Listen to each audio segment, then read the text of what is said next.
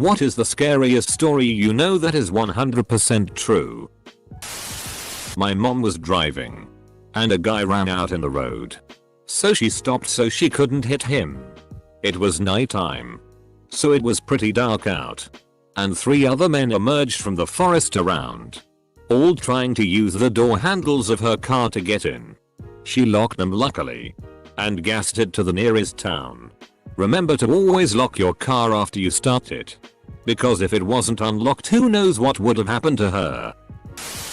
My friend's boss bought an Audi A4 convertible back when they were new and interesting. One of the talking points was the pop-up roll hoops that were hidden unless you rolled it. A few months after buying it, he got to test those roll hoops out, as he lost control and skidded down a steep bank about 10 meters, 35 ft, deep.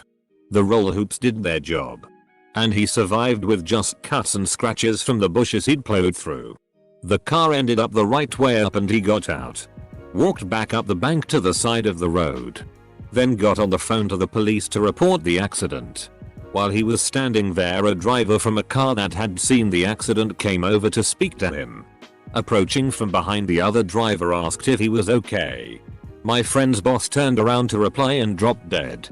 His neck had been fractured, but was in one piece right up until he turned his head, when it severed his spinal cord. Our team as Pyle, the drummer from Lynyrd Skynyrd, survived a plane crash and walked to a nearby house only to be shot by the homeowner. The homeowner saw a bloody long-haired man and winged him.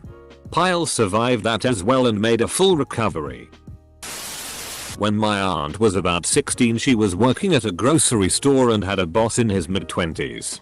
One day he called the house and was begging her to sneak out and hang out with him. She was considering it because it was her boss and she didn't want to say no. My mom, who is 2 years younger than her, always gets these incredibly spot-on gut feelings. She had one that night and begged my aunt not to go out with him. Thankfully she listened to my mom and told him no, which made him really angry. He ended up going out that night and meeting another girl. He took her out to some cliffs and arped her and pushed her off. Somehow she lived through this and was able to get him sent to prison. I feel so sorry for that girl and so thankful for my mom and her gut feelings. Always trust your gut.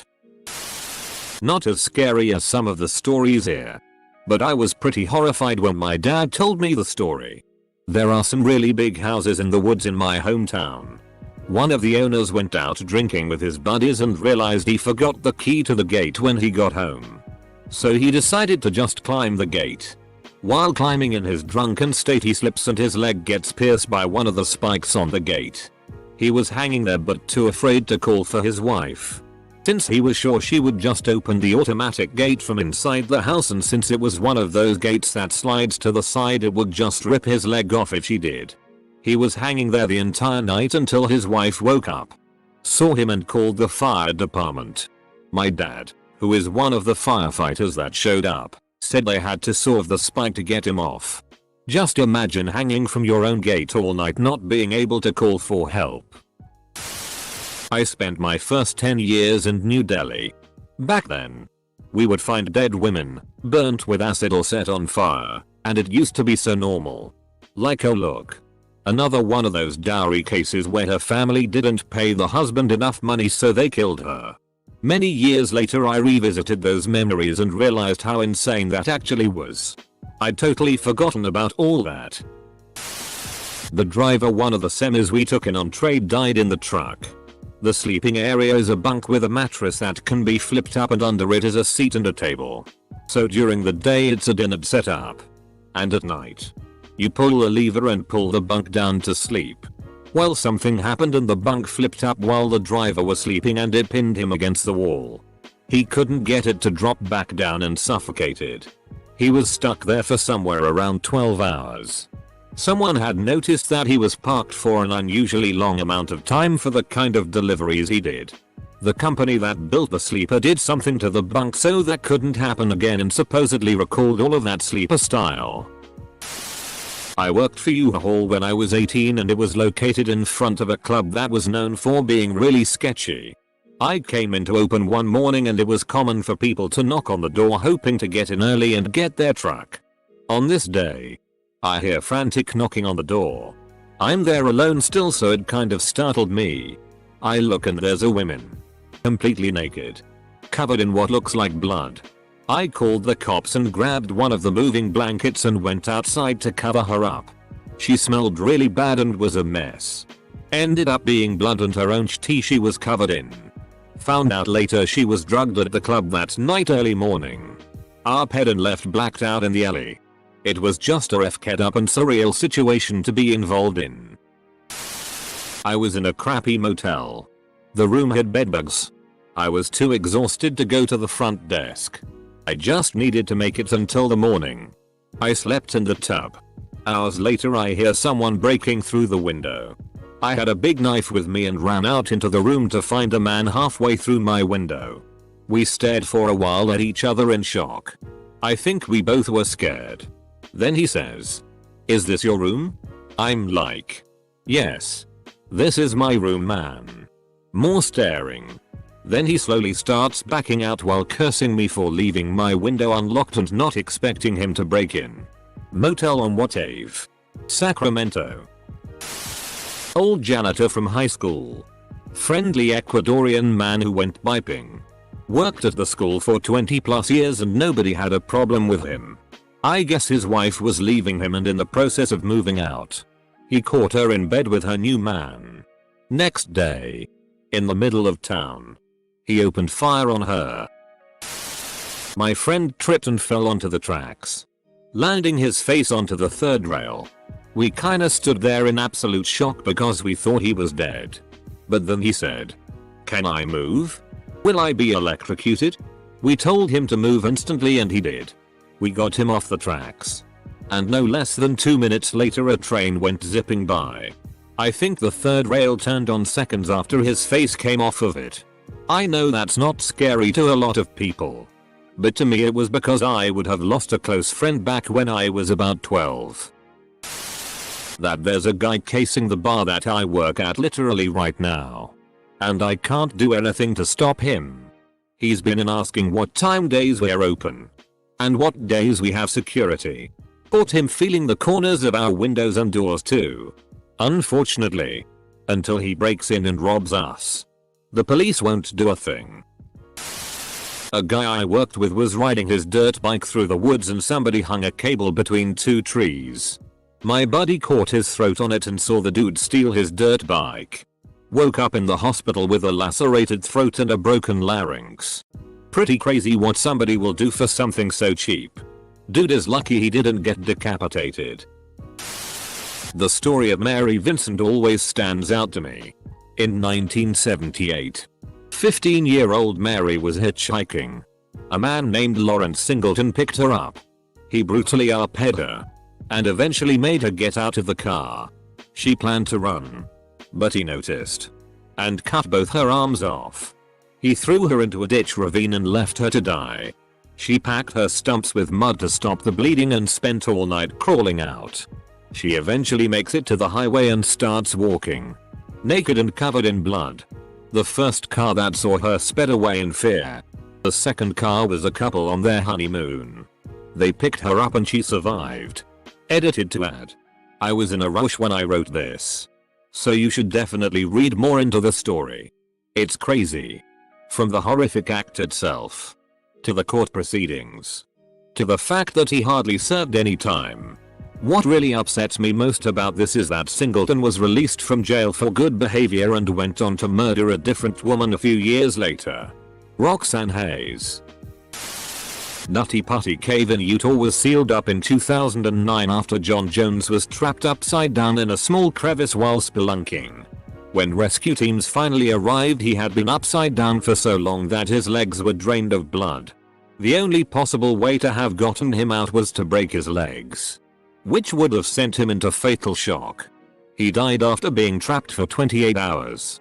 His body is still in the cave. Amateur rugby. Guy gets hit pretty hard and dislocates his hip. While waiting for the ambulance, a guy runs up saying he's a physio and can at least relocate the joint. He cracks the hip back into its socket and the guy screams. One of his testicles had been jolted out of place in the accident and had been chilling out in the empty hip socket. Squish. Carol Daronch was at a shopping mall in Salt Lake City in 1974 when she was approached by a man claiming to be a police officer. He said that someone had tried to break into her car and asked her to come with him. He then said he would drive her to the police station and she got into his car. However, this guy was not a police officer and he did not drive her to the police station but rather pulled into a parking lot. He then cuffed her, pulled out a gun and threatened to kill her if she resisted. Only he messed up. He meant to cuff both of her wrists but only managed to cuff one. She escaped and fought him off despite being hit over the head several times. Her kidnapper was Ted Bundy. He killed another woman just 4 hours later. Her escape also helped identify Bundy and she is part of the reason he was eventually arrested. Happened to me. Have posted about it before. I was around 11 years old and I woke up in the middle of the night to a man straddled on top of me with his hand over my mouth and nose. He told me to roll over and not scream. I rolled onto the floor and tried to scream bloody murder. I say tried cause when you are truly terrified it can take a second to find your voice. My mom heard me screaming and came in and fought with the guy. He was at least 6 feet, she was 5 feet 3 and scared him enough with the fighting and screaming that he took off out the window he had come in through. Never did catch him. Hold the FCK up for a moment. Was working the evening shift at a gas station. Man comes in all disoriented. I go to help him out. He has a gash on his head and doesn't know where he was. I couldn't see any crashes around so assumed he had fallen or something. Normally we are supposed to stay inside the glass shielded register area whenever anyone is in the store. I, being a nice human being, went to help while calling the police EMS. They got there and checked him out. They thought his head may have been fractured. Took him to the ER. I went back to work. Cops stopped back by for some coffee a few hours later. They told me the guy got hit by a baseball bat trying to break into a little girl's bedroom and was wanted for RP and murder in 2 other states. I never left the register area at night again. In 3rd grade a guy came to our school and held our class hostage. He had already killed his wife and was there to kill his kid. The administrators convinced him the kid was not there and to take one of their cars and leave. After threatening to kill us multiple times, tying up the gym teacher, and dragging someone's grandma around with a knife at her neck, he finally left about 30 minutes later. The police caught him in Indiana on his way to kill his parents. He was convinced the world was ending and he was killing everyone he loved to spare them. The school did worse than nothing. They lied to parents and no assistance was given to either the kids or teachers involved. The gym teacher never came back and every time she would see one of the kids at the store or whatever she had a breakdown. Several of us have PTSD. Undiagnosed. For decades. We just thought it was normal. In the 70s the Chicago public school system was more concerned about their jobs and lawsuits. So they covered it up. My brother's ex-GF had 2 older sisters. They died before she was born. One day they decided to play hide and seek or something. So anyway, they both climbed inside a chest and accidentally locked themselves in. They suffocated. My long-term partner decided to end his life suddenly and unexpectedly a few years ago. He was the happiest person I knew and even with 20/20 hindsight videos pouring through old messages etc I wouldn't be able to identify any warning signs. Well, this one was quite dreadful for me at least. Whilst I was working back in 2006, I was working inside of a multi-story car park. I came down in the lift from the top floor where I was working at the time. As I got out the lift there was a woman in her late 40s I would say with graying hair and a maroon handbag. We brushed shoulders as I got out the lift. I apologized. She gave me a very blank look. I walked out to go get some food not thinking at the time much more than that. Although, when I think about it the lady appeared to look quite sad. I returned with my noodles around 20 to 30 minutes later. At this point I got back and police were everywhere. The lady had jumped from the top floor. I knew it was her from the handbag laying on the floor. Gosh. If I had stopped and spoke to her or left for lunch a little later, I may have been able to stop her jumping. One of my friends had someone following her home, hiding in the bushes so they couldn't be seen. She booked it to her house, got inside, and he was watching the house from the outside. She called the cops. They come along quietly and got the jump on him. He had condoms, handcuffs, and a knife, and they got his DNA. It turned out that he was linked to a half-dozen rapes in the area. She credits her regimen of running sprints to outrunning him that night and firmly believes she would have been uphead if she couldn't outrun him then.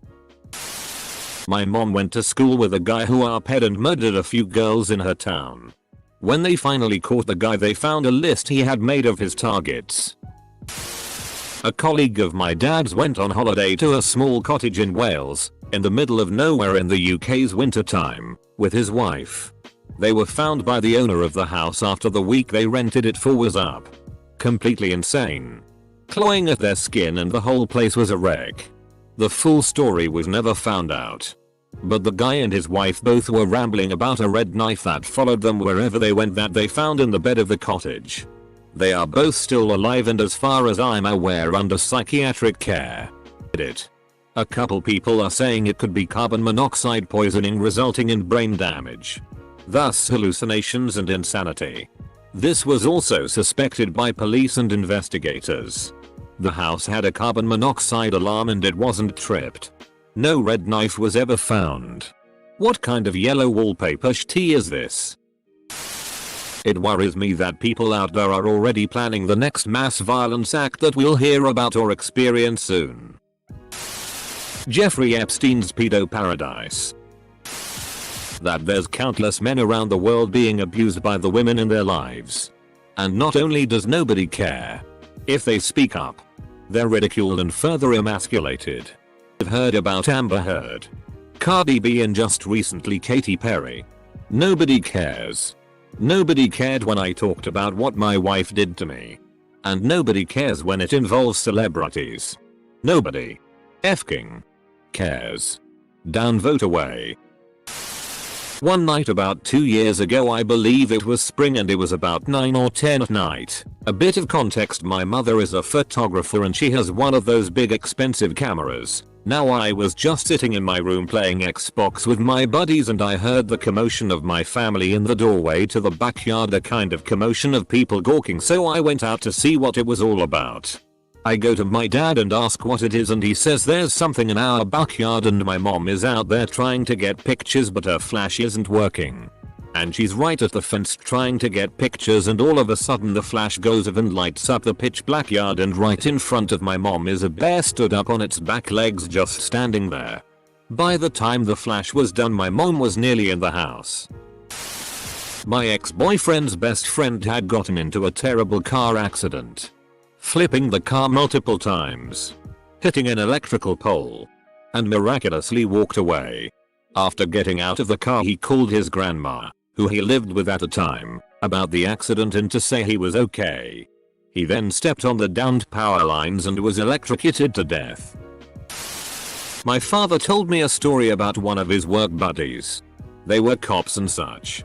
One night he ended up pulling over a young lady and from his car ordered her to get out of the car. He handcuffed her and put her in the back of his cruiser. He then waited for backup. About 30 minutes later they ended up arresting a wanted murderer who had been hiding in the back of her car the entire ride, waiting for her to get home. The cop ended up seeing the man in the back of her car, made like he was arresting her, got her to safety and arrested the man. He had no idea he was back there. Always check your car before getting in.